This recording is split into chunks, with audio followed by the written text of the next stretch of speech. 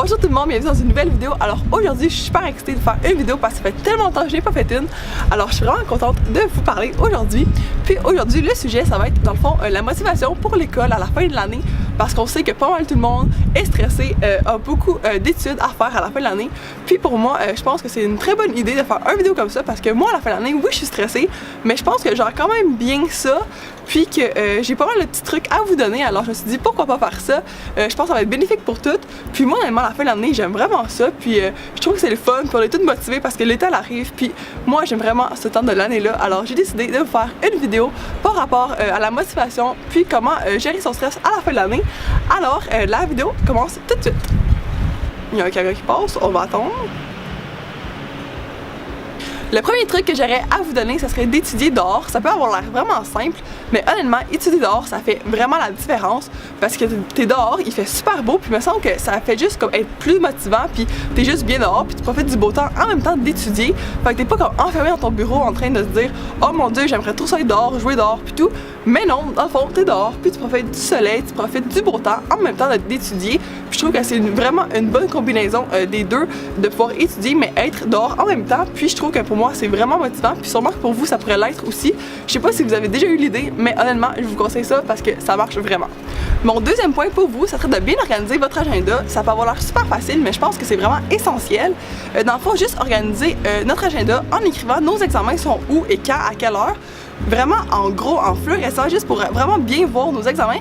Puis aussi de mettre des périodes d'études de tel jour à tel jour en fonction de vos examens, ça peut être super utile. Puis en plus c'est visuel, moi je suis une personne qui est visuelle, puis je trouve que c'est bien plus facile de voir c'est quand nos examens, c'est quand nos périodes d'études.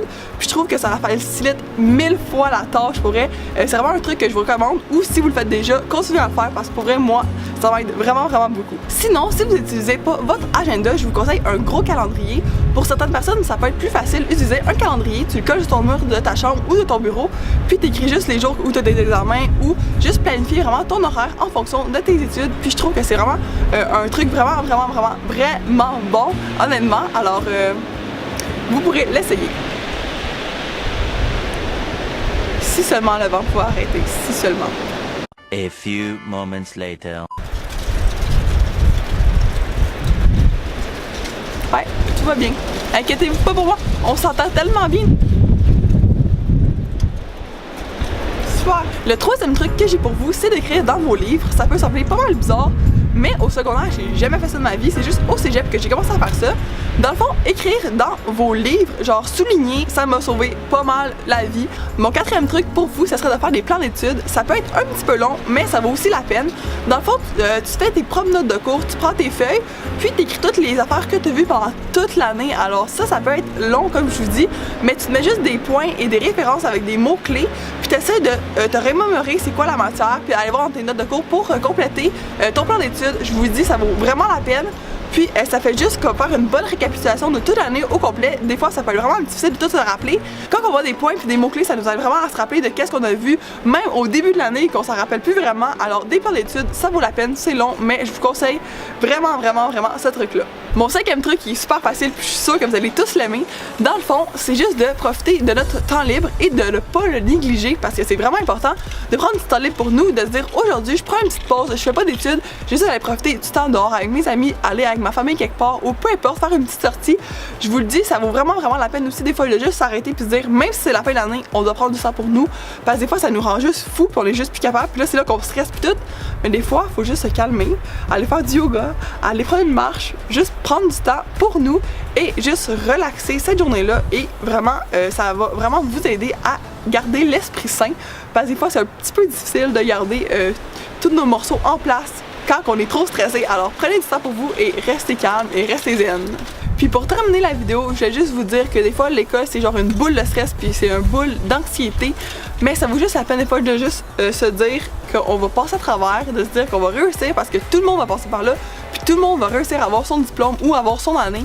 Alors je vous le dis, ça vaut vraiment la peine de relaxer, des fois de faire une petite remise en question, juste de se dire ok là ça vaut pas la peine de stresser, je vais juste me concentrer sur mes études à place de stresser et juste relaxer, prendre tout ça pour soi. Je pense que ça vaut vraiment la peine en fin d'année parce que tout le monde est bien stressé, tout le monde est bien fatigué. Alors c'est pas mal ça ma petite conclusion pour cette vidéo. Mais avant tout, avant de conclure pour vrai, je vais juste vous dire aux personnes du secondaire, spécialement s'il y a du monde du secondaire qui regarde ça, petit message spécial pour vous. Dans le fond, je vais juste vous dire, profitez vraiment de votre dernière année secondaire parce que c'est vraiment un des plus beaux moments. Je sais qu'il y en a qui sont pas mal stressés aussi avec la fin secondaire, les examens, puis tout, mais pour vrai, c'est tellement un des plus beaux moments que vous allez vivre dans vos études. Alors profitez-en, le bal arrive, la fin de l'année arrive. Surtout, profitez-en et stressez pas trop, ça va super bien aller. Puis le secondaire, c'est vraiment une belle fin, puis un beau début aussi pour le cégep. Alors je vous dis, c'est sûr que ça va vous stresser les examens de fin d'année, comme le cégep évidemment, nous aussi on stresse.